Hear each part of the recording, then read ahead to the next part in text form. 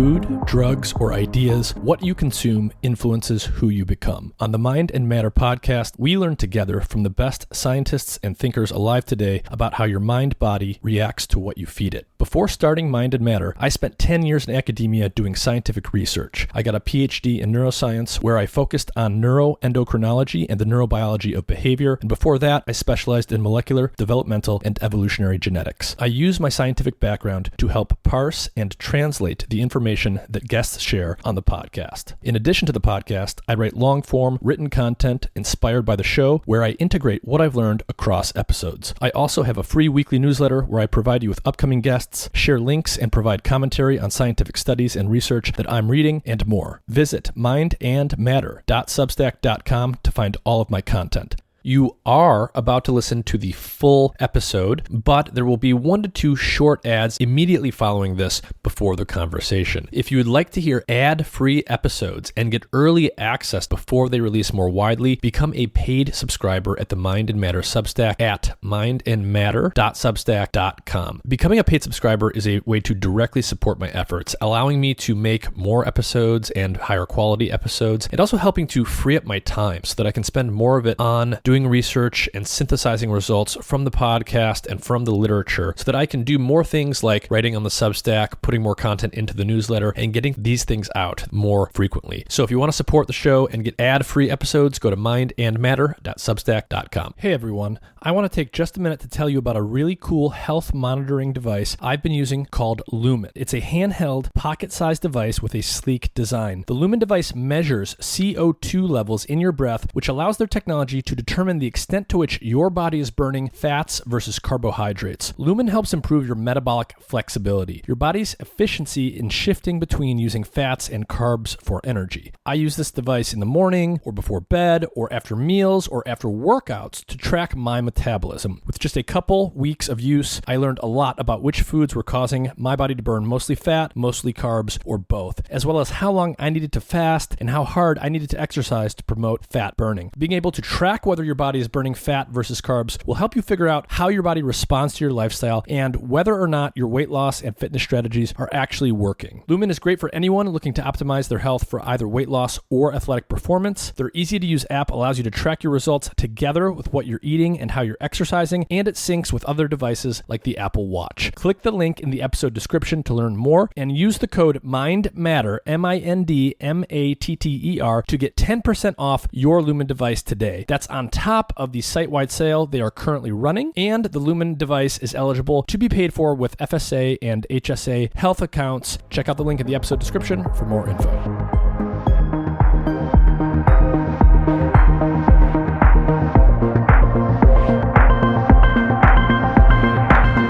Pardo, thank you for joining me. Thanks so much for having me. Do you want to start off by just telling everyone a little bit about who you are and what type of researcher you are? You're a little deviant from the average person I have on here because you have an interesting and probably underappreciated field for a lot of the people in my audience. But what do you do? Yeah, sure. So I'm a biologist. I'm currently a postdoctoral researcher at the Cornell Lab of Ornithology. And I have a PhD in animal behavior, also from Cornell University.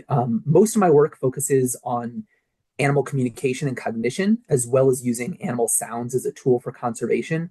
I'm also an outspoken advocate for animal rights, for an end to the exploitation of animals in agriculture and other realms, largely because of my knowledge about animal cognition, and sort of the overwhelming evidence that many animals are highly sentient individuals with complex internal lives. I also have a very fledgling YouTube channel and Instagram account, both of which are called Inside Animal Minds, where I post videos about animal communication and cognition and that kind of thing. Mm-hmm.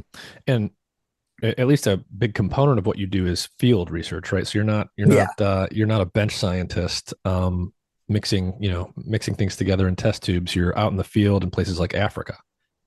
So I recently in my previous postdoc, I did some work with African elephants, which I hope to go back to at some point in the near future. So I spent a good amount of time out in Kenya following elephants around. Yeah, and one of the reasons I was interested to talk to you is because I saw some of the research you had done on animal communication, in particular some of the work you'd done recently on elephants. And a longstanding interest of mine has always been the development and the evolution of language and vocal communication more broadly, and how those things tie together. To what Yeah. extent is communication, that we see in songbirds and other mammalian species, cetaceans, elephants, to what extent is that language like, or sort of like a primordial version of human language, and Mhm. what can comparative biology in looking across species tell us about the origins of language in humans? Let's maybe start here very high level from your perspective as an animal biologist and as a field researcher. What I'll keep this sort of intentionally vague and let you kind of take it where you will, but what is human language in contrast to the more widespread forms of vocal communication we see among other species? How is Yeah, it it's a different? really good question. And if you ask different experts, you'll get different answers to that because the truth is that the way we define language is not universally agreed upon, and often people use that term without having a clear definition for it, which I think sometimes leads to a lot of confusion. So if you ask a linguist, and I have talked to some linguists about this, how would you define language? Often they don't give you an actual definition. What they give you is a list of characteristics that typify human language. Mhm. But those characteristics, it's not clear if all of those characteristics are necessary for something to be a language, or if they just happen to be the features that are shared in common by all human languages. Right, Uh, right. and so there's in linguistics especially, but also in biology, there's a very clear distinction between language and other forms of communication, but it's not always clear what that distinction is. And so personally, I would define language as opposed to other forms of communication as a system of communication that can be used to communicate about virtually any topic, including abstract ideas and things that are removed from the present moment in space or time. Yes, and I think So that's kind of my working definition, but not yeah, everybody would necessarily agree with that. right. Yeah, it's definitely one of those things where everyone's got a different definition, and also if we Mhm. think about this as population biologists, for example, instead of getting stuck in the trap of thinking language must have this a pre-specified set of things, and everything either Mhm. does or does not completely conform to that. you know just like anything else in biology, if we think about species concepts or what is or is not, say, a mammal, there are things that are going to generally be true, that generally sort of fit all the criteria or most of them, but there's always exceptions on the margins to things. um, Right. and I think that's important to keep in mind. But I want to really focus on what you said about a core aspect of language, in my view, from talking to people on the podcast and doing my own reading, is that it requires symbolic cognition, and the Mhm. use of symbols is where the sort of sort of infinite or unlimited capacity of language comes from, because it allows something to stand in for anything, right? So the whole point Yeah. of symbolic cognition underlying language is that your name is Michael, and I associate you with the name Michael, but I could just as easily use any other sort of word or vocal sound. I could call you Peter or Paul or some sound I've never even heard before, and I would still be able to communicate with you just as I am now, knowing that your name is Michael or Mickey. Right. And so there's this arbitrary quality that symbols allow that sort of unlocks this communicate about anything potential, which is Mhm. much more unlimited than the scope of vocal communication we see in other animals. Is that roughly how you see it? Yeah, for the most part, that's true. I think there's a really interesting field of research that is trying to probe exactly to what degree is language uniquely human? Is it entirely uniquely human? Is it sort of a like a saltatory leap in evolution Yeah. from all other animals? That's a recent innovation in our lineage. Or is it something that has evolved more gradually and there's a lot more features of it that are shared with other species? And potentially even, I mean, frankly, we don't know for sure that there are no other species on Earth without language. Yeah. Like it's there's a lot of animals, especially cetaceans, which have very large and complex brains, where we barely study their communication systems at all. So Yeah. I think we have to be open to the possibility that we may discover actual language in another Yeah. species, which would be really fascinating. But Yeah. there's no evidence for that currently. Yeah. I think Right. two related things that come up here for me are, yeah, on the one hand, the species that are living today that we know about on Earth are oftentimes understudied. So cetaceans clearly have complex communication, and it remains to be determined exactly how complex and sophisticated it is, simply because it's so hard for us to really study it in depth.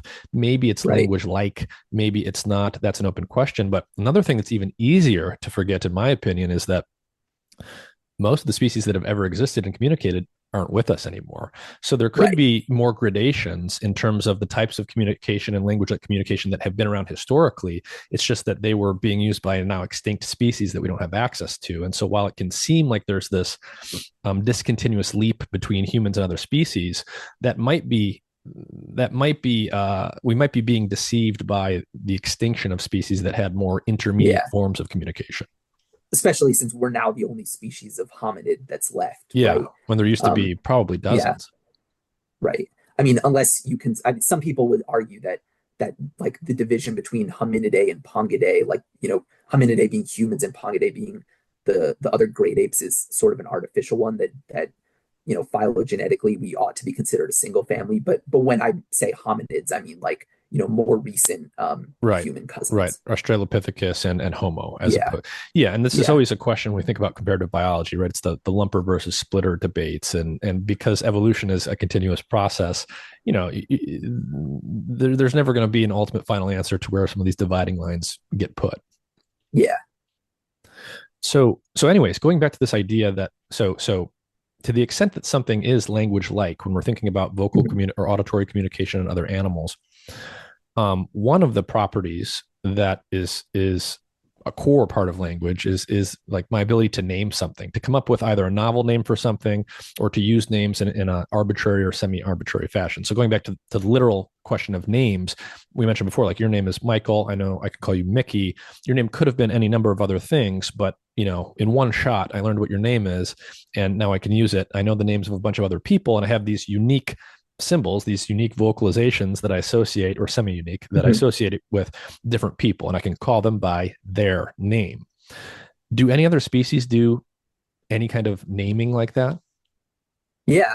So actually, the some of the work that I did with African elephants was a study where we were explicitly trying to test if elephants have something like personal names they use to address each other, and we found evidence that they do, and published that. But we weren't the first study to investigate that kind of thing in non-human animals. So I think probably the species where there's the best evidence for it is in bottlenose dolphins.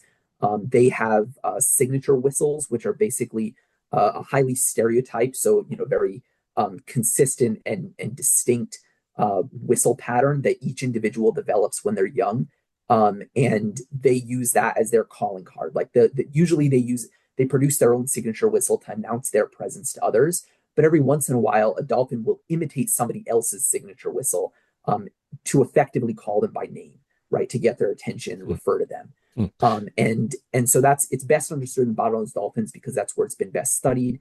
But there's also some evidence for similar behavior in some species of parrots.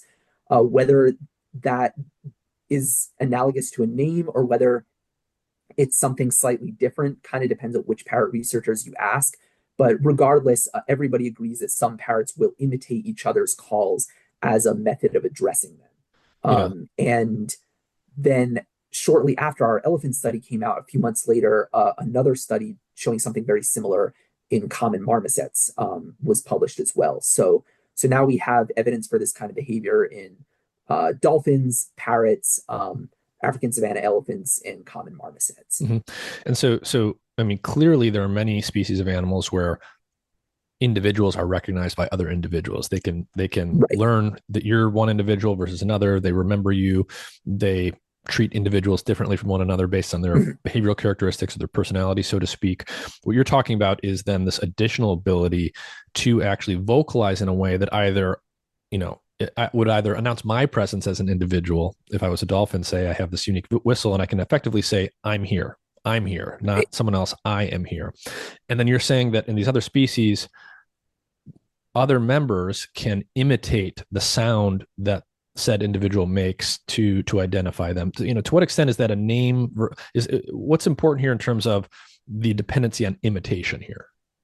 So in in human language, there's this concept called like arbitrariness versus iconicity. Yeah. So most symbols in human language, especially in spoken human languages, this is less true in signed languages, but even in signed languages, it's true to a large extent, that symbols are essentially arbitrary. There's no inherent connection between the sound of a word and the thing that that word refers to. And that's important because it allows us to communicate about things that don't make any imitable sound. Like if there's no sound that can be imitated that a thing makes, or no sound that's obviously connected to it Yes. anyway, We can there's talk no about way empty to refer space. to it. Yeah, right. Like Yeah. how do you like make the sound of a rock to Right. refer to it in an iconic way? Right. You can't, right? So we need arbitrary symbols in order to communicate about a wider range of objects. Yes. Now, in the dolphin system, whether or not that system is arbitrary kind of depends on what angle you look at it from. So, from the perspective of the individual making their own signature whistle to identify themselves to others, that is unquestionably an arbitrary symbol, right? If we accept that it's a symbol, it's unquestionably arbitrary because their whistle is not something that they're born with. They have to invent it. They create their own whistle by listening to the whistles of other individuals around them Hmm. and kind of combining them together and modifying it in some way. Hmm. And so that's an arbitrary identifier for themselves. But then when you think about other individuals calling someone by name, by imitating their signature whistle, then it's a little bit debatable whether that's arbitrary or iconic, because yeah, maybe they're perceiving this as an arbitrary label that they're using to identify the other dolphin, but maybe they're just, or I shouldn't say just, but they're maybe what they're doing is essentially labeling another dolphin or naming them Hmm. by imitating the sound that is most often associated with that Yes. dolphin. Yes. Yes. So I guess, yeah, one way to start to think about this would be, um, if I needed to hear you say your first name in Mhm. order to know your first name versus, the way I actually learned it. I read it on a page. I didn't hear anyone else say it. I Yeah, didn't need you to be present or hear you to know what your name is. I guess that hasn't been disproven in dolphins, I would suppose. It's just really hard to know if that is what's going on in cognitive terms, because you probably don't have a situation where you can observe dolphins and one of them's like deaf and the other ones have the opportunity to like make up a name for that third dolphin and then teach someone else about it. yeah, right. So we don't. So I think it's not. I think both in the case of humans and in the case of dolphins, if we take writing out of the picture, because Mm-hmm. writing is, only something that a handful of human languages have done throughout history. And even today, many languages are not really written. So like generally speaking, for humans, we need to hear somebody's name either from the speaker, from the owner of the name, or from somebody else in order to learn it. And the same is true for dolphins too. I guess the potential point of distinction here is how often is the name said by the owner? Like, is it, Yes. we don't say our own names that often, so it's not really something that we could say is the typical sound that we make. Whereas with dolphins, they make their own signature whistles so often that it could be seen as Mm-hmm. like the typical sound associated with that individual. Yes. In the same way Yes. that, like, instead of saying the word bee, like I might just make a buzzing noise and Right. you would know Right. what I Right. mean. Yes. I guess. But we're doing it by imitating the sound that the bee Yeah. makes. So the mystery and the potential thing here that's unknown to us as researchers is, so these dolphins are making a characteristic sound that's characteristic of themselves that they invented. They're making it frequently. And so the Mhm. question is the sound they make, the auditory stimulus that is the sound, it's always associated with, say, the visual presence of the thing. Is this what we would call a simple sensory association, the sound that individual makes plus I see them? So it's like a visual auditory association. Or is it something more language like in the sense that it's arbitrary? And the reason we don't know that, again, is just because it's hard to make the relevant observation. So one would be that if, if if you and I are dolphins and there's a third dolphin over here, if I could say that dolphin's name is, and then I made a whistle, and you could know that and remember that, independent of ever having heard that sound or that label from that dolphin themselves, that's the type of observation we would need, but we probably just can't make that. Yeah, so one just like one tiny correction, I guess. I wouldn't say that the dolphins are potentially just producing the whistle through like simple associative learning. I think it does seem pretty clear that there's a fair bit of intentionality involved because Hmm. they use it in very specific ways Yeah. to get the attention of a particular individual. But And that's it's on not like that's every time they see that individual, they yeah. make that sound. It depends Yeah. on the context. Right, right. No, I guess what I'm saying Right. though is like um when the other dolphins hear that sound, Mhm. it's hard to know right now if they're if I'm just going to refer to it as the name or the whistle of the dolphin. So if the sender sends their name, their whistle out into the world, the other dolphins are always hearing that sound or mostly hearing that sound in association with the seeing the other dolphin there. Yeah. So when they learn the name, so to speak, is it just this sensory association, or do they have a more symbolic representation of that dolphin that isn't strictly tied to the auditory stimulus always being present when that individual is visually present? Yeah, potentially. I think the key issue here is more one of how the names work. Like, Mm-hmm. do they rely on imitation or not, Yeah. rather than necessarily what the implications would be about the Mm-hmm. cognitive Mm-hmm. representation. Because I think it's possible to have symbolic cognitive representation with or without Yeah. imitation. Same Can you? way that, we could use a buzzing sound as a symbol to refer to bees. We just Yes. don't. Yeah. Okay. Okay. I get that. Can Yeah. you give us a little bit more of a sense for how people have observed these dolphins using these whistles? So for example, dolphins live in pods. I Mhm. know I know the very basics here. Dolphins live in pods, so they're social. There's many of them. Maybe one dolphin's swimming over here by himself, and he comes back into the group.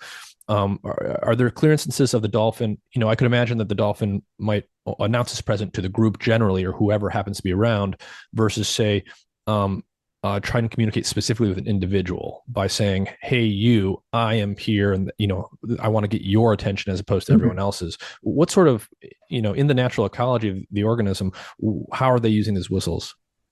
So do you mean when they're producing their own signature whistle, Yes, or when they're yes. copying somebody else's signature Well, whistle? let's take those one at a time. But I was thinking when they produce their own, how are they tending to use it? That's a good question. I don't know because I haven't ever actually been in the field with Yeah, dolphins, studying them. yeah, I only know about this from the scientific literature. But my sense is that it's typically you're going to have in the wild, you're going to have more than two dolphins interacting. yeah, So it might be a little hard for researchers to be able to tell like who a particular whistle is directed towards yeah, when an individual yeah, is making their signature whistle. I know that dolphins make these whistles when they meet at sea. So especially when they encounter another individual, not as often when they're just together with another dolphin who've been together for a while. They're more likely to make it when they meet another dolphin. And it could be somebody they already know, of course, but just like, after some period of separation. And in captivity and when dolphins are temporarily captured at sea, they very often make their signature whistle kind of as a distress call, like hmm, to let other dolphins know where they are and potentially that they're in trouble. And this is kind of how signature whistles were originally discovered. That when people would capture or temporarily restrain dolphins and record them, they found that they were making these highly yeah. stereotyped whistles. So they were not merely just yelling out like, oh my God. They were making sounds that were seemed to be unique dolphin to dolphin. Like Right, I like they am were over basically here. yelling out their own name Yeah, yeah. to let other dolphins know not just that there was an individual in distress, but specifically who it was. Hmm, hmm.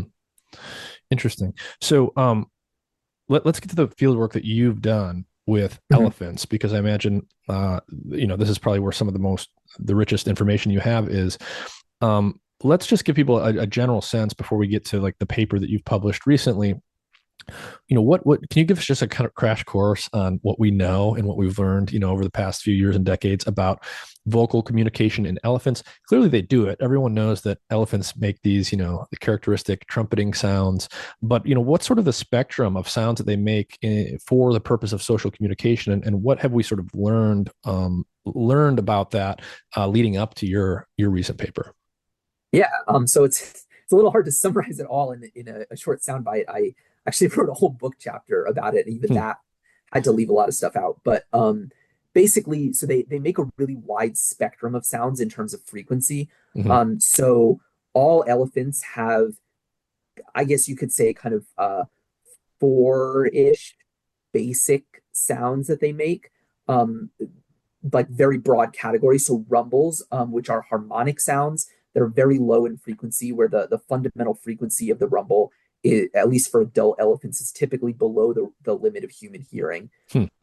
And but the higher harmonics are audible to us. Yeah. Then they make roars, which are these really loud broadband sounds that span a wide range of frequencies. Yeah. They make trumpets, which are the classic sound that everybody knows elephants make. And then they make shorter calls called barks, or in African savanna elephants, sometimes they make these more harmonic bark-like calls that are called cries. Um, and those are like roars, but basically shorter in duration. Hmm. And then Asian elephants also have two entirely separate classes of vocalizations, which are much higher in frequency. And African elephants don't make those at all. And then all elephants will also sometimes combine calls into these vocalizations that we call combination calls, where it's typically a rumble and then like some kind of roar or bark. And they can be in any order, although certain orders are preferred over others. I see. So there's a handful of classes of sounds that elephants make. They often Right. make one sound or another, but they can also combine them into pairs or sequences. Yeah, so the combinations are most often two sounds, but sometimes they can be longer than that. So, the most common combinations would be roar rumble, rumble roar, and rumble roar rumble, but there are others as well. Mhm. And I'll let you direct where to go, but like if we just think about these classes of sounds, they make one at a time. What are the types of things that each one is used for? Do they have just sort of distinct things they refer to? Does one of them refer to an action? Another one refers to like, announcing your presence, or how are they using these things? Yeah, so an analogy I often give is like if an I think by classifying these sounds into such broad categories, and if we think of them as single call types, like if we think of rumbles as just one type of call, we're missing all of the interesting I stuff. see. I see. Like for example, if an alien scientist came down to Earth and was studying human communication, they might reasonably divide human vocalizations up into a handful of categories. Screaming, crying, laughing, and then this other one called speech, right? But that's Right. missing all the interesting stuff. Right. Right. And I think Right. it's similar with the elephants. Like the rumbles are where a lot of the interesting stuff is going on, and Mhm. they're by far the most common call type that they make, and they're really variable both in their acoustic structure and in the context Mhm. in which they're Mhm. used. Okay. So that was the call type that I focused on. Okay. So let's actually put a pin on that. Let's come back to rumbles in a minute because it sounds like the one we'll spend the Mhm. most time on. I would imagine that some of these calls are pretty just basically emotive. Like it's a way Yeah, to express a basic emotion, the same way that crying or yelling, or right. animals express basic emotions with characteristic types of calls. For some of these other calls, what are some of the basic up things that are emoting with these? So there basically all the non-rumble call types are associated with some form of emotional arousal, and there seems to be a fair bit of overlap in how they're used. Hmm. And there's also differences among the three elephant species, so African savanna elephants, African forest elephants, and Asian elephants. So trumpets are um, often used in Asian elephants, especially. They're particularly associated with agitation Hmm. and aggressive or fearful contexts. In Although the calves do also produce them in play, especially in captivity. Yeah, but I mean, but African yeah, elephants, but it's like in yeah, humans, right? Like little kids right, scream all the exactly. time. Yeah, yeah. Yeah, in African elephants, they also produce them maybe a little bit more frequently in social contexts, is like non-fearful social contexts as well, when there's a great deal of excitement about something. Yeah. But they also, of course, use them in disturbance contexts as well. Roars generally express some kind of negative emotion. Calves very often make them when they're denied access to their mom's breast. So when they're like trying to nurse and the mom's kicking them away, they'll roar. Um, Asian elephants seem to use roars as contact calls sometimes to basically stay in touch with social affiliates at a distance, whereas Mm. African elephants only use rumbles in that context. So That's- it's kind of So an like, interesting is difference. it because like the Asian elephants are in the jungle, so they might be uh relatively close by, but you can't see them through all the trees, and they just want to know like, hey, are you still there? Potentially, Yeah, we have no idea. I I see. mean, the roars travel quite a fair bit of distance as well as the rumbles. And as far as I know, there's no evidence that African forest elephants, which also live in a forest environment, use roars as contact calls. So I don't know. I don't know why. Okay. Uh, but very often, like they'll also make a roar sometimes if they experience aggression from another individual and they're protesting that. Um, Barks and cries. So cries have only been described in African savanna elephants. They're basically just like harmonic barks. So they're these sort of shorter broadband calls. And they're produced by calves, when the calf is distressed about something, often related to milk. The barks are produced kind of in opposite contexts by African savanna elephants and Asian elephants. So Asian elephants mostly make barks when they're being aggressive to somebody else, whereas African savanna elephants mostly make barks when they're receiving aggression. But in both cases, they're associated with Yeah. some kind of emotional outburst in the context of aggression. Mhm. And then the squeaks and squeals that Asian elephants make are usually associated with some kind of disturbance or agitation. Yeah. So all of those classes of sounds and their variations are pretty clearly, even if we don't understand the details, they're all associated with high states of arousal or emotional Right. arousal of some kind. Yeah. Yeah. And then we've got these roars that are potentially more interesting here and what might be more language like. Oh, I you mean the suspect. rumbles? Sorry, the rumbles. Yeah, Yes, yeah. yes. So just starting with their acoustic characteristics, what are these rumbles? What do they look like bioacoustically as opposed to these other types of sounds? Are they clearly distinguished in any way in terms of the actual acoustics that are emitted? Yeah, so the two defining characteristics are they're highly harmonic. So they're not very noisy compared to the other call types. Rather, like when you look at them in a spectrogram, which is like a graphical representation of the sound, you see these very clear harmonic stacks where you have the fundamental frequency and then the harmonics like layered on top of it. So it looks like a stack of curved lines.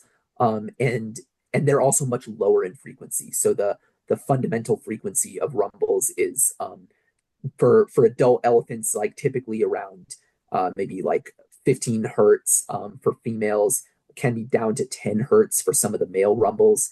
Hmm. Calf rumbles will be higher in pitch, obviously, as they get bigger, their vocal cords get more massive. But they're much lower in pitch than Mhm. all the other elephant call So, types. so, so the so they're lower in pitch, but they also have a different structure. Is it fair to say? Is it too simplistic to say that they're just generally more ordered in terms of their acoustic properties? Or Hmm. Yeah, I think that's fair. yeah, Because the other calls tend to have more noise and more chaos in them. yeah. Whereas these are much more harmonic, and I think you can think of harmonic versus noisy vocalizations as more versus less ordered, in a sense. So that, yeah, I think that makes sense. Mhm. And what would I mean? Is there some kind of analogy here? It's like I want to give people a sense for what harmonic means too. Is there some kind of Mhm. analogy here we can draw with music or something? Yeah, so if you hear a sound that, like, most sounds that we think sound nice or not unpleasant are often harmonic sounds. So there's kind of there are pure tones, which is like, actually doesn't sound that nice. It just sounds like a beep. And then a harmonic sound is like a pure tone with which is at a particular frequency. That's the fundamental frequency. And then the harmonics are whole integer multiples of that Mhm. fundamental. So like let's say you have the fundamental frequency is at 100 hertz. That's like 100 cycles of the sound wave per second. The second harmonic, that is the next one after the fundamental, would be 200 hertz, and then the next one would be 300 hertz, or I guess, yeah, I guess we'd be 300 hertz and then 400 hertz, etc. So you're basically the step between harmonics is equal to the fundamental Mhm. frequency. Mhm. And so it sounds kind of like, I mean, most sounds that mammals make are harmonic. Our speech sounds are highly harmonic. um a lot of musical instruments will be harmonic, whereas like a noisy sound would be something like a drum beat, or just heavy metal screaming, I see. right? Where it's the It's a there isn't cacophony. a periodic Yeah. vibration of your vocal cords. Instead, it's just vibrating chaotically. And Yeah. if you look at it in a spectrogram, it looks like a smear across Yeah. the frequency spectrum. Okay. So so these elephants make this type of this class of sounds. Mhm. Um, Give us a sense of the behavioral ecology here. What are the contexts? I mean, is there a particular species you want to focus on? But like, what are the contexts they're used in most frequently? What do they seem to when and how do they seem to be using these types of sounds? So the interesting thing about rumbles is that they're made in almost every context, Hmm. which makes them a lot harder to understand what they're for, um, but also more interesting because human speech is also used in Right. pretty Right. much every context. And so that suggests that there's a lot of interesting and variable things that they can communicate about. So, for example, some of the more people have tried to divide rumbles up into different subtypes based on both their acoustic structure and the context in which they're used. But there's a lot of variability, and they kind of grade from one subtype into another. Hmm. So it's not like you can divide them into very neat categories that always look and sound a certain way. Hmm. So one very common context in which rumbles are used is as contact calls, where the caller and the intended recipient are out of sight of one of each other, and the caller is trying to reinitiate contact with their social affiliate who's out of sight. And so those rumbles often tend to have kind of a slightly arched pattern. They tend to be quite loud because they're produced at a distance. Another common context is let's go rumbles, where an elephant who wants the group to initiate movement in a particular direction will stand kind of at the periphery of the group, facing in the direction that he or she wants to go, and they make these let's go rumbles, which are sort of flatter in frequency profile and a little bit longer than contact rumbles typically. And then that often precipitates like a back and forth exchange of rumbles among several individuals in the group. And then the group will either move off in a particular direction or not move off sometimes. Hmm. So, so Um, superficially, and this is a subject where it's hard, it can be very hard not to anthropomorphize, and we could even argue about whether the extent to which that's appropriate. But what you just described naively sounds like someone says, "Let's go this way," and then the group deliberates and then does it or doesn't. yeah, it's possible that that's actually what they're doing. It seems like there's some form of negotiation, whether that's actually analogous to like a human conversation negotiating something, we don't know, but it seems that there is some kind of back and forth exchange of information that influences whether or potentially where the group moves. But we don't really understand a lot about what kind of information is encoded in those rumbles, other than that they are used in this context where somebody's trying to initiate group Mhm, movement. mhm. Okay, and then what are other examples?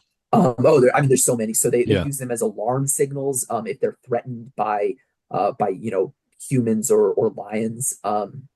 They use it like as in protest situations. So kind of if a calf is miffed that their mom won't let them nurse, typically they'll start with rumbles, and then if they get really annoyed, they'll move into roars. And they use rumbles in a greeting context as well. So when two individuals who are bonded to each other approach one another after some period of separation, they make these greeting rumbles. In African elephants, at least, especially African savanna elephants, it's usually associated with like a more elaborate behavioral display where they're being really exuberant. They make other highly emotional calls too.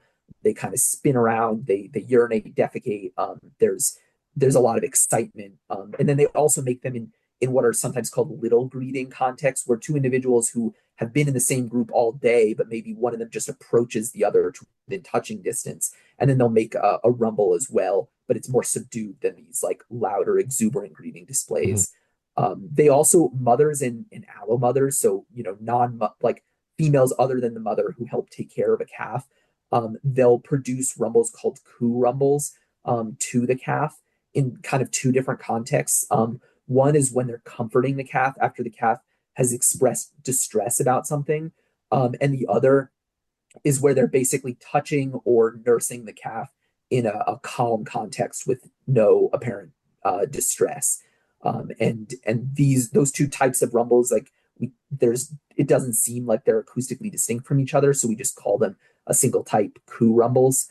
And so they're kind of like I think in my paper I actually called them caregiving rumbles to give them a more functional description. But um, Yeah, I think those are kind of some of the more common categories. And so, yeah, I mean, these are, a lot of social use here clearly. And some of them, start to imply that it's not just sort of general vocalizations directed towards everyone. Some of these could be personal and even individual. Right. And so, where does this start to bleed into some of the research you've done on whether or not they're calling each other by unique names? Yeah. So what we did basically is focused on rumbles where we were able to identify the individual who made the call, and also where we were able to identify a single individual recipient of the call. So sometimes elephants will make a rumble and everybody in the group responds. But sometimes they'll make a rumble and only one specific individual responds. And sometimes they'll make a rumble in a context where it's clear that they're only communicating to a specific individual. So, for example, with greeting rumbles, it's very easy. If it's especially little greeting rumbles where it's just two individuals, one individual approaches another, somebody makes a call and then the other individual responds. It's very obvious there's a caller, there's a receiver. Same thing with the coo rumbles to calves, like the caregiver's making the call and the intended recipient is obviously the calf because it's Mm-hmm. just those two individuals interacting. Mm-hmm. With contact rumbles, it's a little bit more challenging. Right. You can't be in two places at once, and usually the receiver is outside of the line of sight of the caller. But sometimes we were able to figure out that contact call was directed to one specific individual.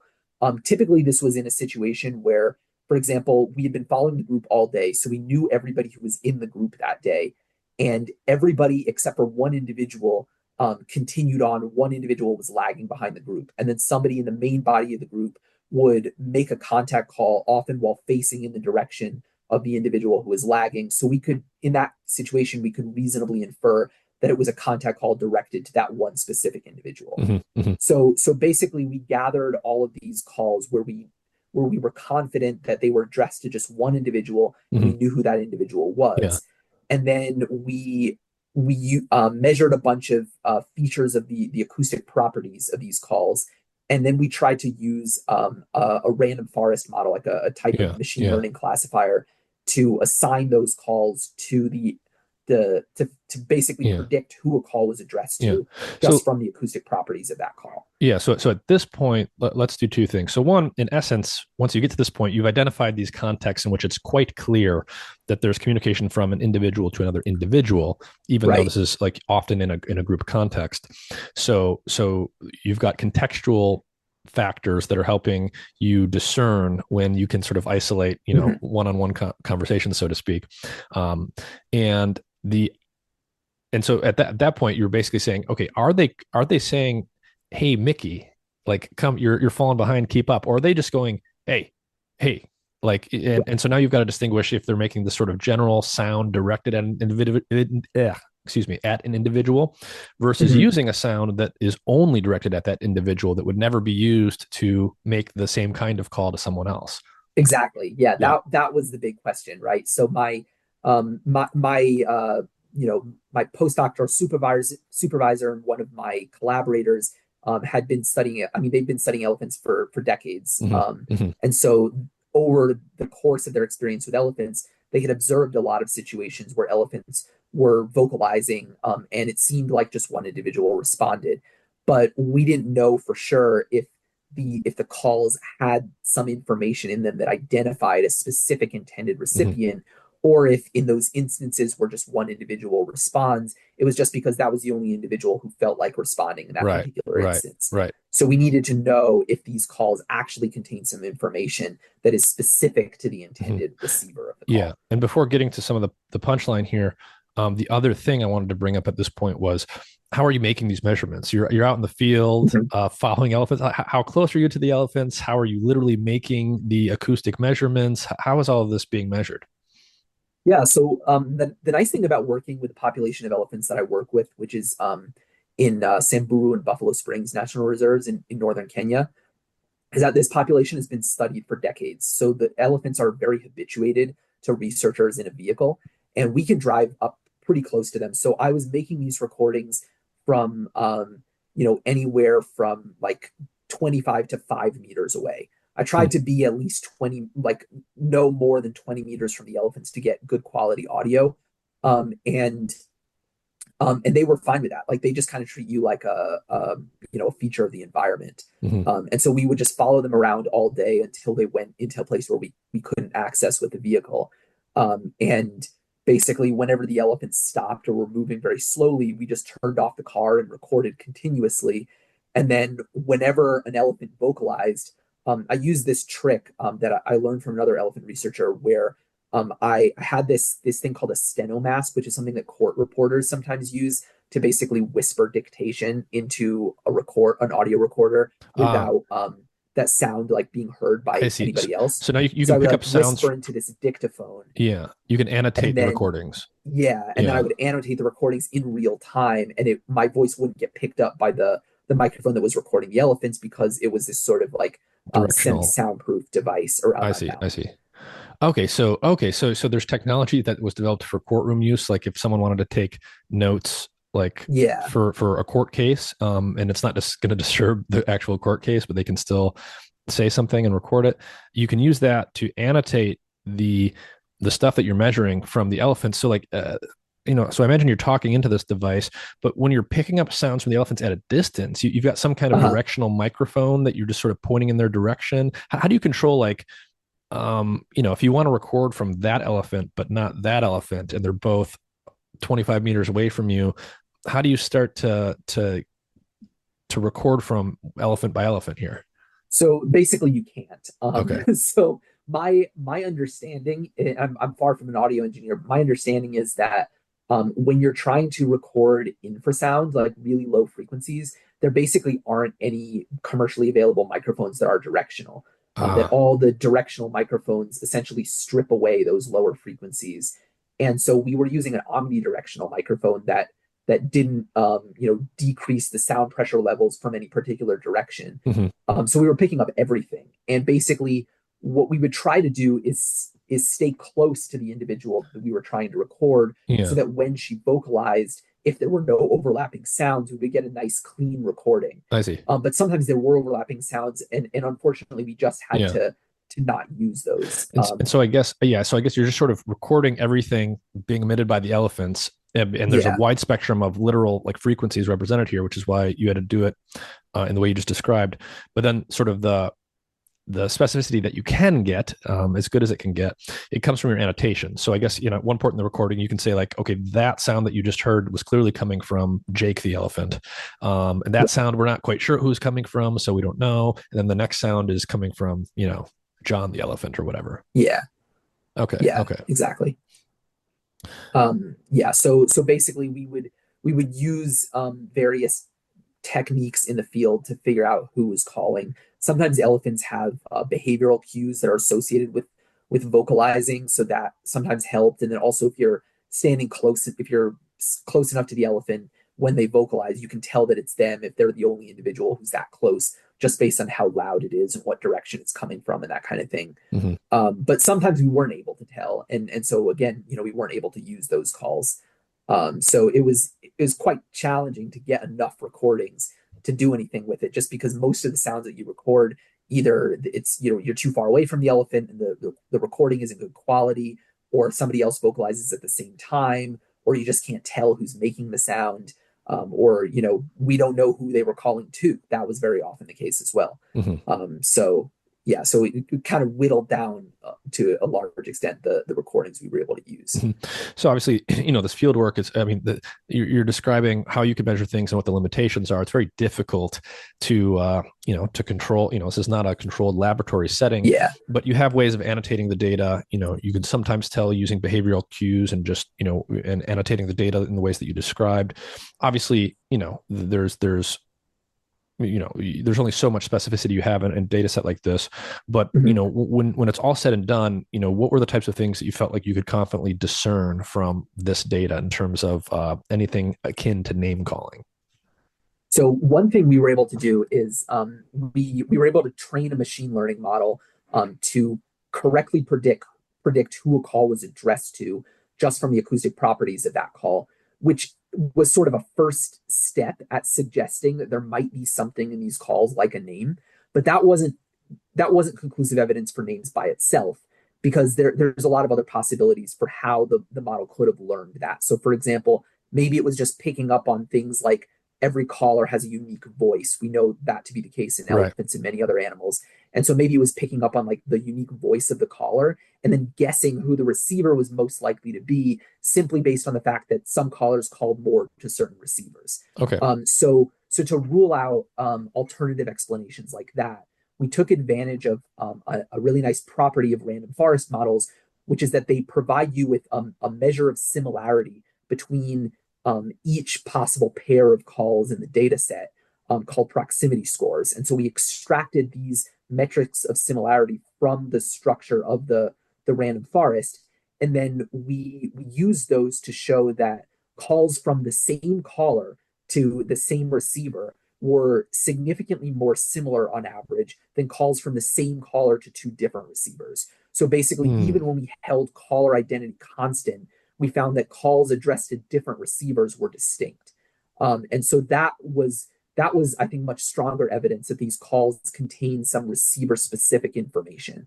And then the second piece of evidence is that we did an experiment in the field where we played back the calls to the elephants and recorded their responses. I see. And we found So roughly speaking, the idea is if these things are something like a name, you would expect the elephant that name is attached to maybe orient towards you guys more than other elephants or something like that. So we expected them to respond more strongly. And so what does the things respond we mean measured, here?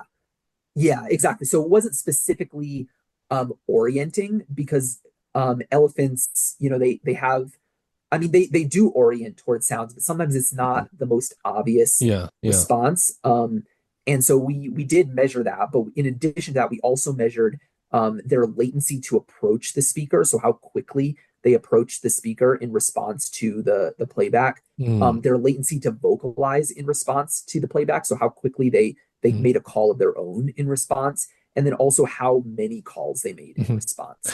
And just to make sure I'm following, so when you are emitting this vocalization, are you emitting another? Is it like the sound of another elephant in the group saying their potential name, or is it just their potential name in some new voice?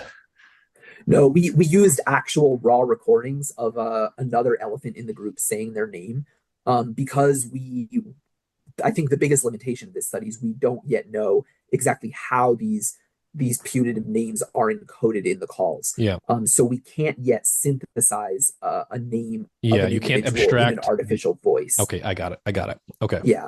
I would love to do that in the future. That would kind of be the next step. Yeah. Okay, but so you're playing back sounds that another elephant in the group emits that might contain at least a portion of it in the potential name here, and you're basically saying, does that individual that we think we're referring to, are they responding in some way more so than other individuals? Exactly. Yeah.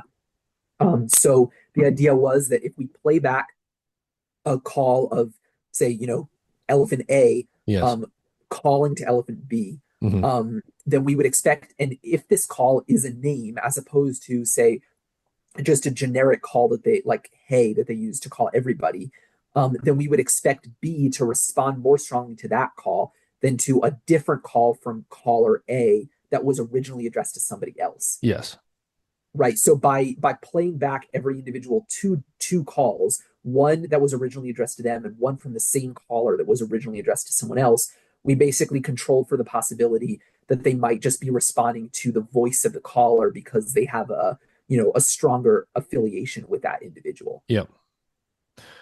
And okay, so what's the punchline here?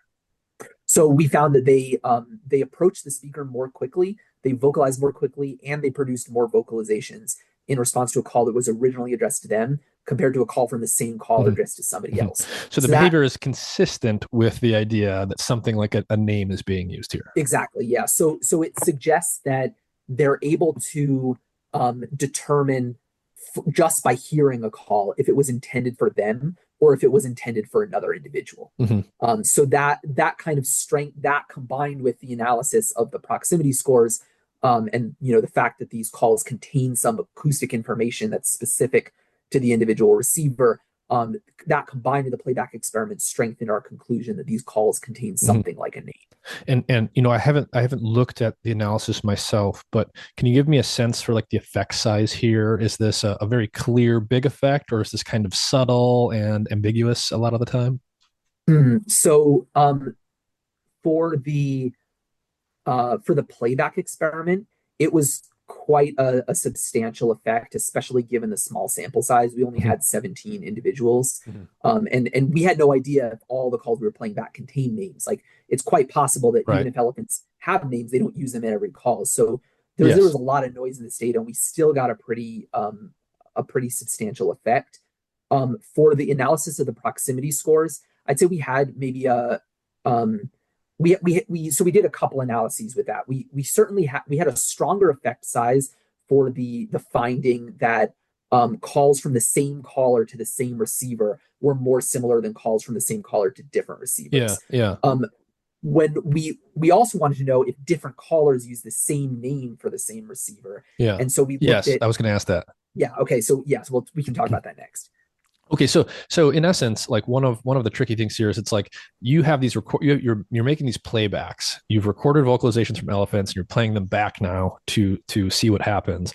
And um, like if I was trying to get your attention and a group of us were hanging out, like a group of friends or family or whatever, and I wanted to get your attention, I could say, "Hey, Michael." I could say, "Hey," but like look at you. I could Yeah, say, "Hey, Michael," and others. There's many different ways I could partially or completely try and get just your attention or your right. attention plus other people's. And so when you have these recordings you're playing back, you guys don't actually know. Are they saying just "Hey, Michael"? Or are they saying something similar, something that includes your name and other names or whatever?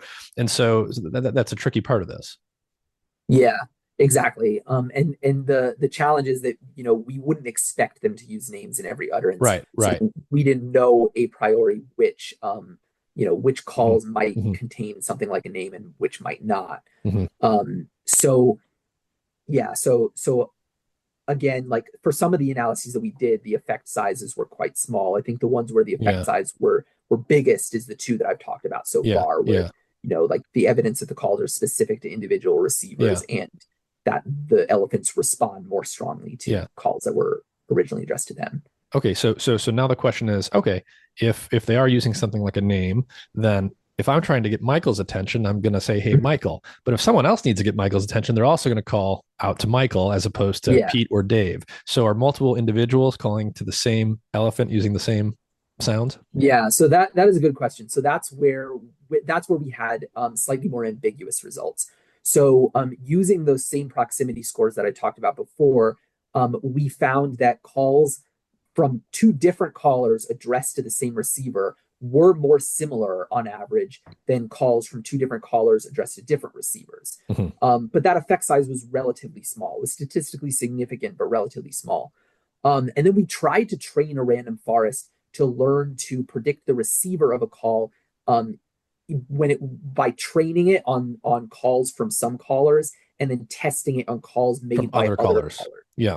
And it wasn't able to do that. Hmm. Now, I suspect the reason it wasn't is because we had a limited sample size, especially when we partition the data out in this way, where we had relatively like if for the calls addressed to a given receiver, we might have most of them from one particular caller and very few from other callers. So it's not too surprising the random forest wasn't able to learn this.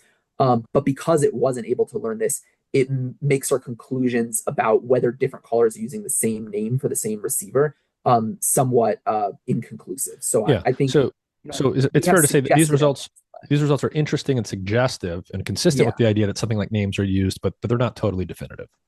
yeah, especially if you define names as being like everybody's using the same label for the same receiver, then I'd say our results are far more suggestive than definitive. Mm-hmm. If you define names more broadly as any sort of call that is specific to a single individual receiver, then I think we have stronger evidence for that. Mm-hmm. But yeah, it kind of depends again, like sort of like with the word language, the word name can be defined in a broader sense or in a more Right. narrow sense. Right. Um, And of course, like it's important to try and study these things as methodically as possible. And, Mhm. on the one hand, you've got limitations in the field work that come from the fact that you're in the field rather than in the lab, right? You can't bring a group of elephants into the lab and control all the relevant things here that you might want to in principle. But on the other hand, you're looking at real naturalistic behavior in Mhm. context. Um, Right. and, ultimately that's, I think, what's interesting, right? Is how do Yeah, things me work out too. in the real world? Um, so data is important, statistics are important, analysis is important. Using reductionistic approaches like laboratory analysis, all of these things are important. I'm a laboratory guy. That's how I was trained. Right. But also, we can't forget to just use common sense and your observations in the field. Can you just give us like your sense? You spent a lot of time with these elephants out in the field. Mhm. You've done these types of studies. You've seen all the different types of things they do. Does it look like they're calling each other individually? Yeah, it kind of does. I mean, I'm always cautious about interpreting, subjective experience and anecdotal evidence like that because it's so easy to just let your bias or what you hope is true slip into it. But yeah, just from my personal observations of the elephants, there are a lot of instances where you'll see a group of elephants and somebody makes a call and then one member of the group responds and nobody else does. And then the same individual might make a call on a different day and a different member of the group responds. Yeah. And also so in those instances it really looks like they might be directing communication to one specific individual in the group. And yet on other times, like sometimes they'll make a call and everybody responds. So Right. it seems like sometimes they might be using these name like calls and sometimes they're not.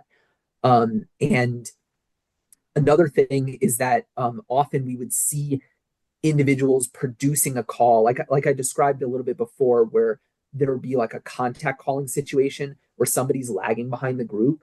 And then it was very obvious that they were directing a call to that specific individual because they'd be, the rest of the group would have moved off a little bit. Then one member of the group would kind of hang back and face in the direction of the lagging individual and just call repeatedly until that lagging individual met up with her. And then she would immediately turn around and they would go together towards the rest of the group. So it's very obvious she was directing communication to that specific individual. So it's at least a situation where in which I would expect them to Mm-hmm. to potentially be using names, Mm-hmm. if that's something that they do.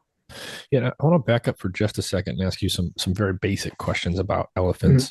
So the type of elephants that you study in Africa for these experiments about vocalization and communication, um, give us a sense how big are these groups normally? How long are the elephants living? How long do they tend to have relationships for? They're living multiple decades, right? Yeah, so they in the wild they can um easily live into their 50s or early 60s. Obviously a lot of them don't make it that far, because of, disease or being shot by humans or whatever, but there are a lot of individuals who make it into their 60s. So they're maintaining these relationships for life in many cases. Um, Female elephants in African savanna elephants, they they basically stay with their natal group, the group that they were born into, for life. Hmm. In the vast majority of cases, and they have this really complex society that's sort of structured with like nested groups. So the tightest knit group is, we call a family group, and then multiple related family groups form a more loosely knit bond group, and then multiple bond groups that are often unrelated to each other form a even more loosely knit affiliation that we call a clan. I see. Okay, clan. Yeah, yeah. It's like And a human clan. yeah, so they have hundreds of relationships with other Yeah. individuals. But it's Um, given how long they live, given their ability to remember, just given all the things that we know are true for elephants, like mhm. it would be shocking if they aren't recognizing other individuals at an individual for individual level. Exactly. Yeah. I mean, individual recognition is super common in vertebrates, or at least social vertebrates, and it's it would be almost impossible to explain a lot of elephants' behavior if they couldn't recognize each other Mhm. individually. Yeah. And Plus, we what have direct experimental evidence that they do from previous Yeah. studies. And can you talk a little bit more about like the social structure here? Like how are the little family groups ordered and how are the clans ordered? My rough understanding is that elephants are matriarchal, like the mother is a very important determiner of who's Yeah. related to who. So they're often described as matriarchal, and I don't know if that's necessarily the most appropriate way to describe their society, Hmm. because matriarchal implies that females are dominant to males, like Hmm. in spotted hyenas, for example. But that's not the case in elephants. Hmm. It's rather that they're sex segregated. So the Hmm. males leave their natal group when they reach puberty, I and see. they go off on their own, and then they form relationships with other males, I see. and they kind of It's have their own I see. society that's separate from the In females. that way, it's kind of like lions, is it not? Um, Sort of. well, yeah, I Because guess don't you they could kind of kick the males out once they get old enough? And philopatry and male dispersal. yeah. Yeah. Okay. Okay. So if elephant is born into a family, um, he's going to be surrounded by a lot of older women, including his mother, older female Mhm. elephants, and Right. eventually, if it's a male baby, when he grows up, hits puberty, he will have to leave, and then he'll go off by himself and maybe hang out with some other males for some time. But if it's a female elephant, she will. If a She'll mother has a, stay in she'll that stay group and for grow up life. and just stay with Yeah. that family for life. Yeah. Okay. And then within those female groups, they're led by the oldest female, who we call the matriarch. Yeah. So basically the males and females just kind of do their own things separately from each other. Occasionally males will visit female groups for brief periods of time and hang out with them, Yeah. but they're not leading those groups, and they're not really spending much time with those groups. Hmm. And within those female groups, they're led by the oldest female. So how is I want like so the males leave when they hit puberty, and then like do they frequently come back to like their mother's family? Do they visit families where Mhm. they've had daughters and sons? What did or the males just kind of like randomly meeting up with different groups of other elephants? It it depends a lot on the individual. So there are some males who don't disperse very far from where they were born. Like Yeah. in the Samburu population, we have some males who were born there, and have and are there as adults. But we also have males who have come in from other populations from really far away. And there are males who disperse far away from Samburu too, presumably. Um, so with those males who stick around in the general vicinity of their mother's group, they do sometimes go back and visit them. Um, we we know from prior work that elephants can recognize their kin, and their male elephants are much less likely to mate with kin than with non-kin. So I they see. kind of avoid um, like sexual interaction with their female relatives. And interestingly, they can do that for both maternal and paternal kin. They're Hmm. better at recognizing maternal kin, obviously, because they grew up with them, right? But they have some mechanism of recognizing who their paternal kin are, even though like they have no idea who the father is, Right. right? It's just presumably have no idea, Hmm. because elephants are polygynous, so or polygynandrous, right? Like everybody kind of mates with females mate with multiple males, males mate with multiple females. There's no like pair bonding or anything like Hmm. that. How are Um, so the males leave the family group, which is led by a group of adult females, led by a matriarch who's the oldest female. So when the males become reproductively mature, or probably just before that, I would guess they get kicked out of the group basically. But obviously mating happens, and so an adult male has to come and court and mate with a female at some point who's part of this maternal group, this female led yeah, group. How are mating decisions by females actually made? Are they made at an individual level? Like how do they allow adult males to get close that enough and do the courtship and all that? that's a really good question. So number one, I'm not sure if they get kicked out of the group. Mm, It seemed to me, just by observing this casually, that it was far more that the as males got older and older, they started spending more and more time apart from the group until they they just just kind of weren't as wandered interested in off hanging and out. became independent. Yeah, and they Okay. started hanging out more with other males. I didn't really see a lot of aggression from older females toward the adolescent males. They just seemed to kind of wander off on I their see. I own. see. So it's not like Um, there was a period in my life where I had parakeets and they would lay eggs, and when they had a couple batches of eggs, and the mother would basically, if the chick got old enough and didn't spontaneously leave the nest, eventually she would really she push would them kick them out. out. Yeah, But it sounds like yeah. it's more the case that in the males they just start hanging around less and less because that's just what they're inclined to do. Yeah, that's what it looked like to me. I wasn't explicitly studying that or measuring that, but I didn't Yeah, see a lot of aggression towards yeah. those males. Um, So how do we know? yeah, Like, how so does mating happen in elephants then? Like, what does the courtship phase look like? so basically, female elephants only come into estrus rarely. The inner birth interval is like something like 4 years on average. And Wait, 4 years of their entire life? no, like the interbirth interval. So Oh, like the the time interbirth in interval is between 4 years. successive calves Okay. is like 40 years.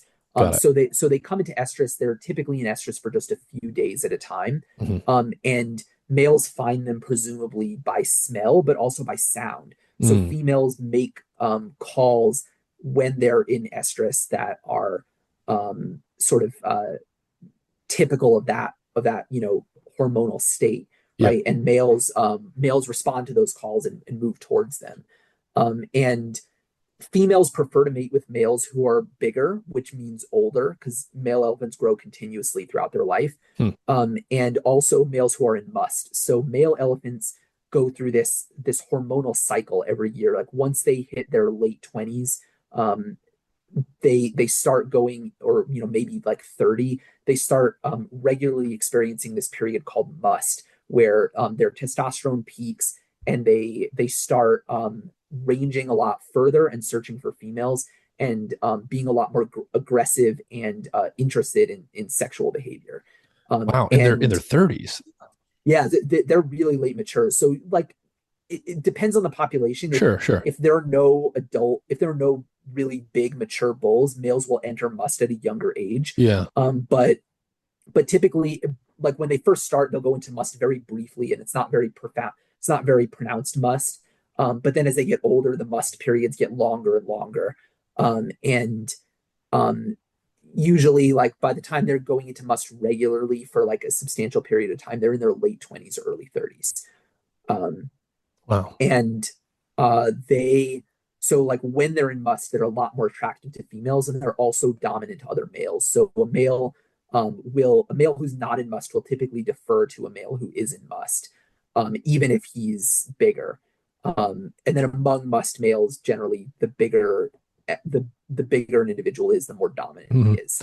But like when actual courtship is happening from between one female and one male, is it like a female is in estrus and she just kind of goes off kind of by her on her own for a while, and there's like this one-on-one semi-private interaction, or does like a male have to come up to the group and get like the matriarch's approval? Like what does the Oh, approval okay. thing look like? Yeah, Yeah, yeah. that is a good question. So actually, this is why I don't think it makes sense to call elephants matriarchal, because the adult males are dominant to adult females. I see, They I just see. don't live with adult So females even most of the the time. families are So led by this matriarch, yeah, the most senior mother, but it's not like she's calling all the shots on everything.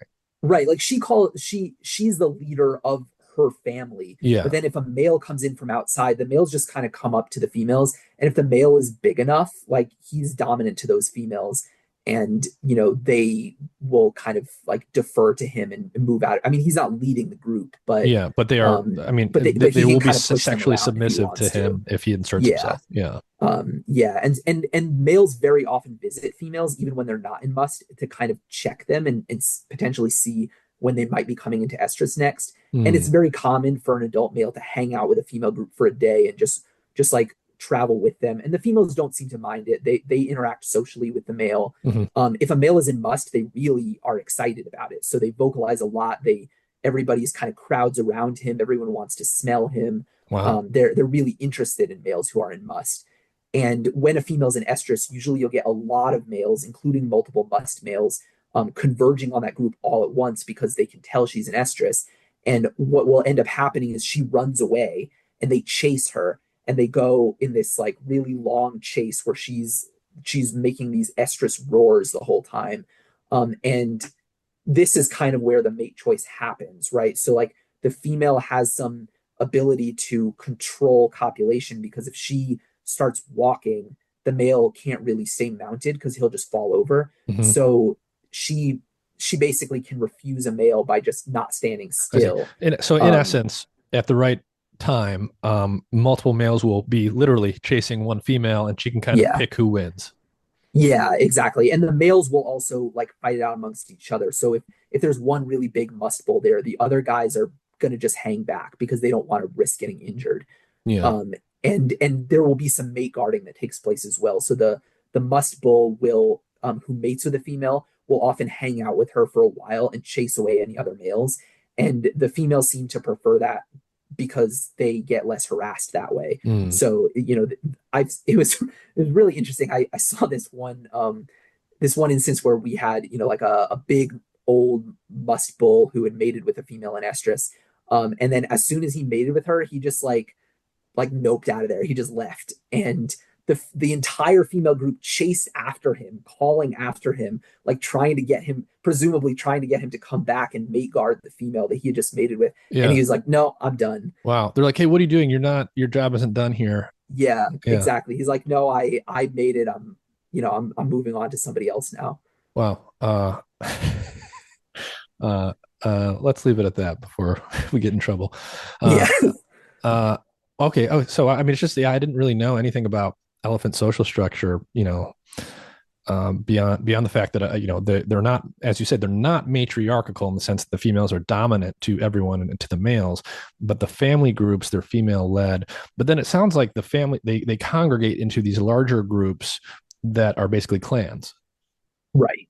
And that's somewhat seasonal as well. So typically in the wet season when more food is available, you'll get larger aggregations of elephants, whereas in the dry season when food is more scarce, they split up into smaller groups, and even sometimes the family groups will split off into smaller units to forage. Mm-hmm. But it sounds like that in terms of behavioral dominance and hierarchies here, elephants are they're obviously big animals, but they grow for life. They live a long time, and it sounds, if I'm hearing you right, it sounds in general like the bigger the animal, the older the animal, the more dominant the Mhm. animal, and they Yeah, kind of pretty just follow much. that logic. Yeah, pretty much. Um, in between families of elephants, the dominance of an individual relative to an individual from another family is determined based on the dominance of their matriarchs. So if matriarch A is dominant to matriarch B, then everybody in family A is dominant to everybody in family B. I see. But within a family, it seems to be based entirely on size and age. Yeah. So in a lot of social animals like baboons, for example, animals inherit their social rank from their mother. Hmm. So like the kid of like a high ranked female might be dominant to an adult from a lower ranked family within a baboon troop, but that's not the case in elephants. It's just everybody's rank is just determined by their Yeah. age. Yeah. So I mean, related to the subject of being a long-lived species with memories and with the Mhm. ability to know individuals and with very sophisticated cognition, whatever exactly that means. Clearly, it's very sophisticated compared to most other animals. This Right. is why elephants are, this is why elephants are famous and why they're interesting. One thing I wanted to ask you about, maybe you haven't studied this specifically, but I'm sure that you know about it, is I've heard reports that elephants will actually mourn their dead, potentially even Mhm. bury the dead, return to the sites of their bones and things like that. What do you know about that stuff and how they treat the death of members of their family? Yeah. So elephants show inordinate interest in the remains of dead elephants compared to the remains of other dead animals. So people have done some experiments where they presented elephants with the bones of elephants versus the bones of other large animals like giraffes, and they show no interest in the bones of other species, but they show a lot of interest in the bones of elephants. They'll pick them up, smell them, sometimes carry them for a distance. They also will routinely visit carcasses of elephants, both of their relatives and non-relatives. So in the Samburu population, basically within protected areas, my former postdoc supervisor did a study where they looked at all the elephant carcasses that they could find, and every carcass within a protected area showed signs of multiple repeated visitation by elephants. And when they interact with like a very recently deceased or dying individual, they'll often show helping behavior. So, if an individual is down and can't get up, or is dying, they'll sometimes try to lift them up or try to support them so they can stand. They've occasionally been observed trying to lift up the bodies of very recently deceased elephants, but they don't do that with more like with older carcasses. Mm-hmm. So they seem to understand the difference between a carcass and somebody who might still be alive, Mhm. which is intriguing because it suggests that they might have an awareness of like the finality of death. In terms of burying carcasses, in African savanna elephants, they've been directly observed throwing dirt and branches on top of carcasses. They don't always do that, but they do that sometimes. In Asian elephants, there was an interesting paper that came out, I think, last year, um, where they found indirect evidence that elephants might be burying calves, like actually burying them in the ground. But they didn't have direct observations of it. So basically, they found like some calves that had, I think it was like 5 or 6 calves that had been buried in drainage ditches, where they were part of their body was covered in dirt, but the legs were still sticking up above the ground. And based on several different indirect lines of evidence, the authors argued that they were had been buried by other elephants, but they didn't have direct observations of that. So I don't know if they actually buried those calves or not. But certainly in African elephants, people have observed them like putting debris and dirt on top of the body. Mhm. And it's not difficult. Elephants obviously could have a general interest in dead elephants because they recognize that it's elephants. But to the extent that they are family bonded, to the extent that they care about individuals in their family more, akin to humans, right? Is Right. they you would so let's say an elephant dies. And I don't know, Uh-huh. maybe there's multiple groups with overlapping territory, I would imagine. And maybe all of the groups will stop at the site of the carcass or the bones or whatever. They'll have that tendency in general. But to the extent that they care about their family and their individuals, you would expect the family of the deceased elephant to go there more, to linger for longer, and so forth. Yeah. Is there any indication that is happening? That I don't know. I'm not sure if anybody has explicitly tested that. I know there was one study, like the study I mentioned, that looked at carcasses, whether carcasses were visited by other elephants. They found that elephants were, I think, if I remember correctly, I think they found that elephants were equally likely to visit the carcasses of relatives and non-relatives. But I don't think they looked at how much time they spent at the carcass or how they interacted with the carcass and whether that differed between relatives and non-relatives. Um, so what like and I'll let you take this where you want it, but like when it comes to your general observations of elephants, not just limited to the vocal communication stuff, what are some of the more sophisticated or impressive or human-like Mm. things that they do that you have studied or that you know about? What are things that are impressive, but also things that might like people might be surprised that elephants do or they're not normally known for? Yeah, that's a good question. So, I mean, I would say I think the name like calls is pretty cool, but obviously I'm biased because that was my study. I think the way that they interact with dead elephants is pretty unusual in the animal kingdom, and I think that's pretty unique. And they're not the only species that have behavior like that, but they're among the few, and it's so I think that's particularly interesting. Um, I think like they're generally like social cognition is where they shine the most and where they show a lot of similarities with humans and other highly social animals. Like they so for example, they're in comparative language evolution research, one thing that people are often really interested in is intentionality in Mm-hmm. communication. Because one of the key features of language is that it's intentional, where we're not just communicating out of a sort of emotional outburst, but rather we are intending to inform the individual that we're Yeah. communicating with, which implies we have some understanding of what they know and what they don't know.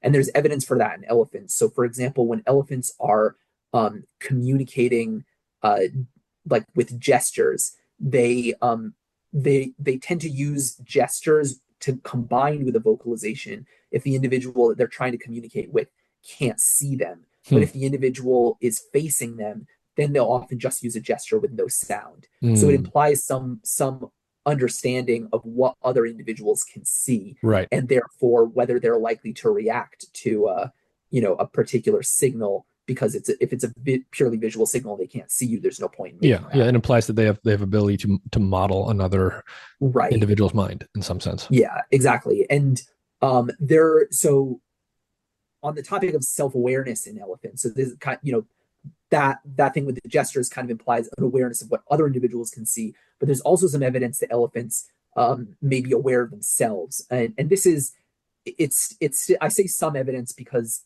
it just hasn't been done with very many individuals. Hmm. And but the classic test for self-awareness in animals is the mirror mark test, right?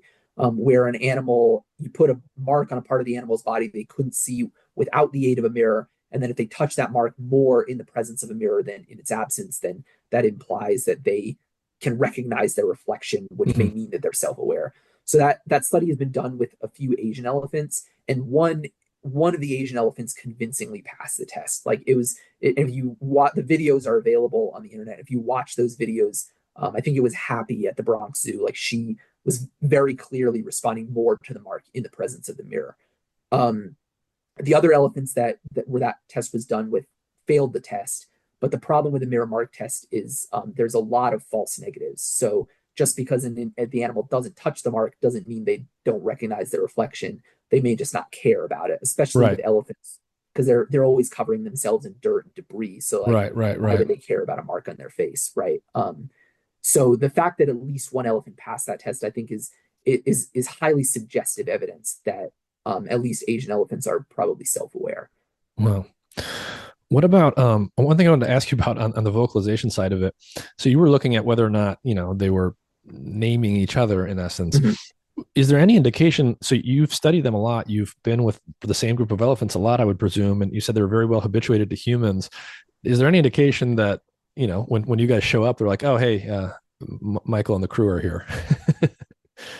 I never saw anything that to me was obvious, like they were reacting to our presence, Hmm. which is a good thing. We don't really Yeah, want them to start by our presence. Um, but yeah, I mean, there's so many rumbles that they make. We have no idea what those rumbles are about. It's yeah, yeah, possible that some of it was related to us, but hopefully not too much yeah. of it. So I would imagine it. So you guys are playing it low key on purpose so that you are disturbing them as little as possible and therefore Right, seeing natural behavior. right, exactly. Yeah. So you're Yeah, just sort of like, it's like if like a gazelle is walking by or a little bird, you just want to be like this fly on the wall. yeah, Yeah, exactly. yeah, yeah. Yeah. Well, It, when's the last time you were there? last time I was there was in I think March of 2023, so it's been almost 2 years, or probably about 2 years at this point. Hmm. And how many Um, times have been out there? Like dozens of times, just a few times? well, I more stayed out there for large blocks of time. So I spent a total of about 14 months in Hmm. Kenya. And that was mostly broken up into two field seasons. So I had one of about 4 months and one of about 10 months. Yeah, yeah. And how did you even like get into how did you even get into this? This is pretty unique. There's not a lot of probably elephant field researchers that do anything like this. Yeah, it's a good question. I don't know. I think I got lucky.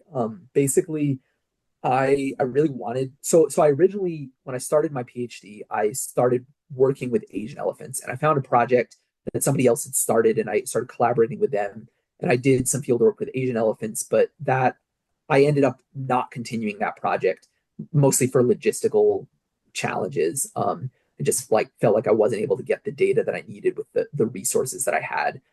So I ended up switching to a different species for my PhD, finished my PhD on that, and then I really wanted to go and do a postdoc with elephants and go back to working with elephants. So I applied for an NSF postdoctoral fellowship, um, and wrote a research grant proposal specifically to do this study on names in elephants, and it got funded. So that's kind of so then I went to Colorado State University and I did a postdoc on elephants there.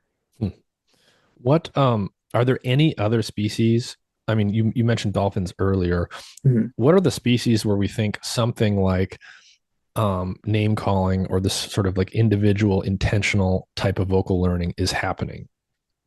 So the species where we currently have evidence for it is bottlenose dolphins, and to a lesser extent, many other dolphins that we know they make signature whistles, although it hasn't been necessarily demonstrated that those dolphins use signature whistles as a way to address other individuals, but they probably do.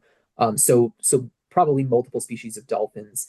Um, multiple species of parrots, um, African savanna elephants, and common marmosets. I That's see. those are the only ones that we actually have empirical evidence for this in currently. Hmm. But I would be surprised if they were the only species that had this behavior. Yeah. I think a lot of the other there are a lot of other animals that have pretty sophisticated vocal learning abilities, and I wouldn't be surprised if some of those also had similar behavior. Um, I don't know if you've thought about this specifically, but in the realm of the questions around human language evolution, one of the big Mhm. questions is, when it actually Yeah, arose. And the two basic schools of thought are that, on one side of the spectrum is it might be quite recent.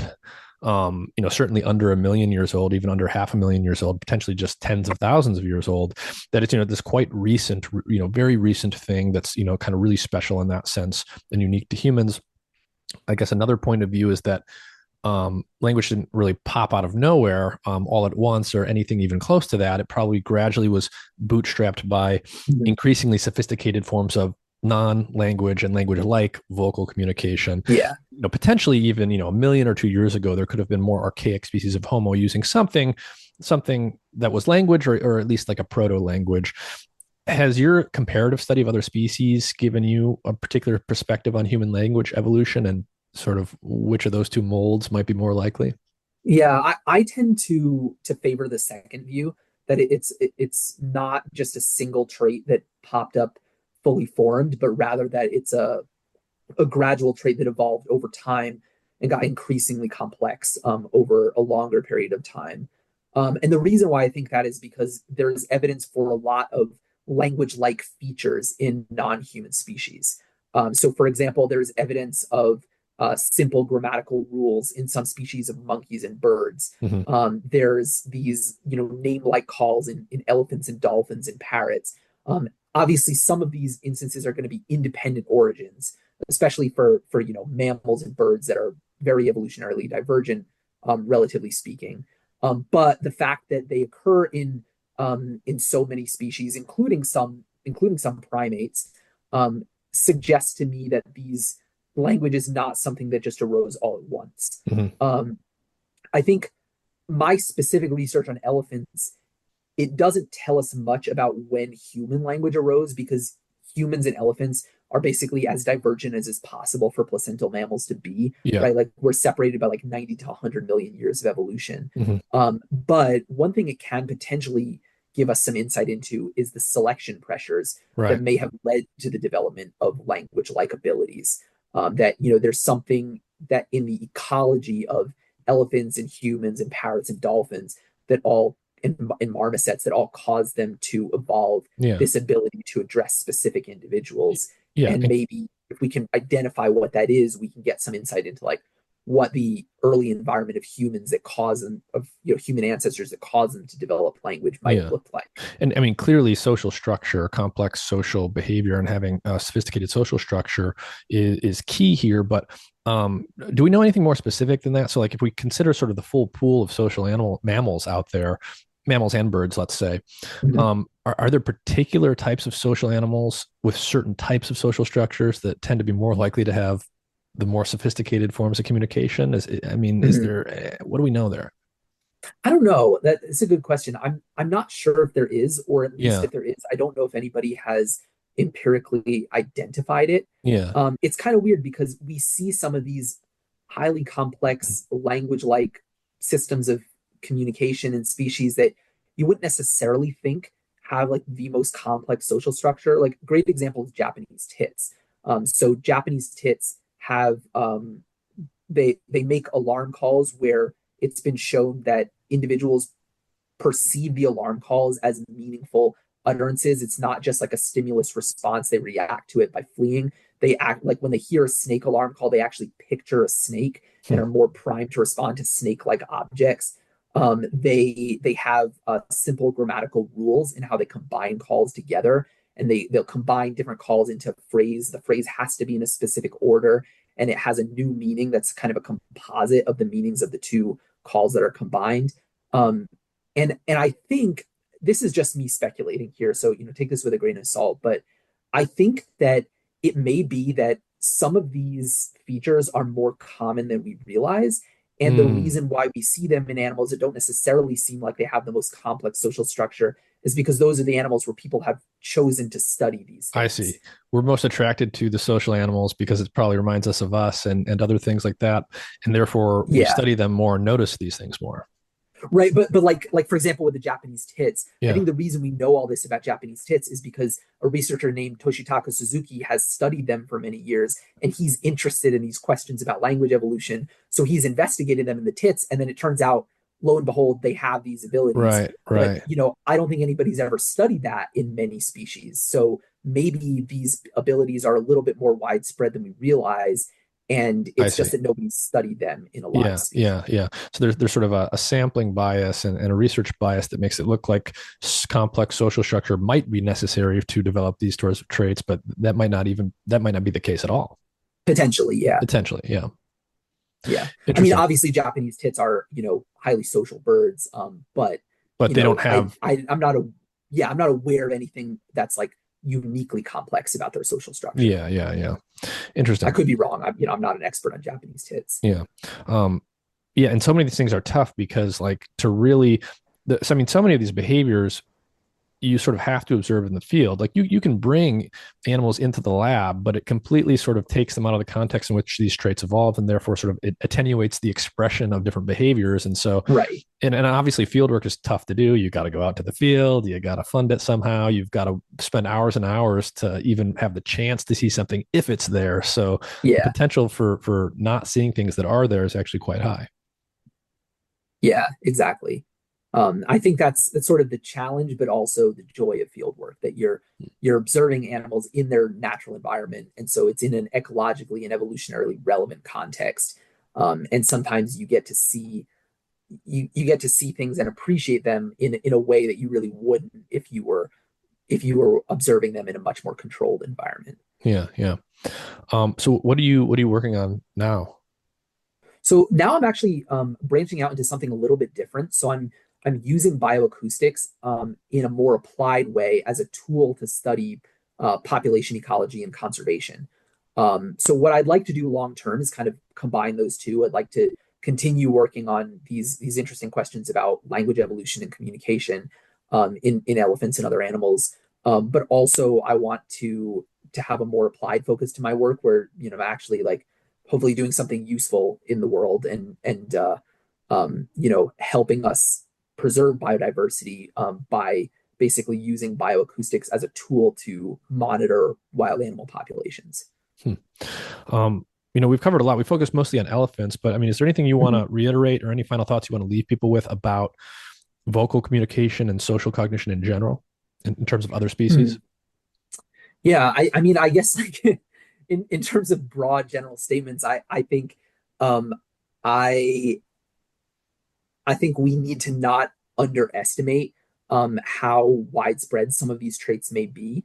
And we shouldn't exclusively focus on studying like the big charismatic species like elephants and whales and chimpanzees, right? There's a lot of really interesting stuff going on in the species that often get overlooked, like Japanese tits, for example, or domestic chickens, right? Like chickens actually have a remarkably complex vocal communication system Hmm. that's really fascinating and is often quite cognitively complex as well, or at least it seems to be. And so I think by studying like a wider range of species, we get a better appreciation for how widespread these traits are, and then that can be really useful, from the perspective of evolutionary biology. If we want to understand how these evolve, we really need to understand how widespread they are. We need to know not only which species have these traits, but also which species don't. Mm-hmm. And so I think we should not underestimate species just because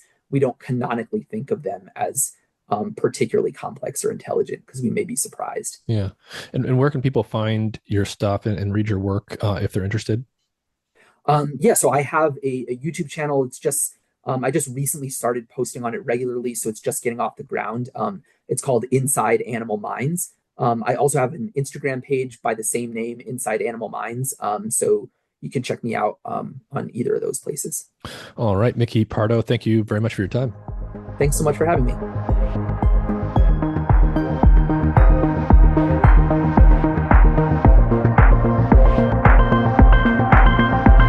Visit mindandmatter.substack.com to find all of my content.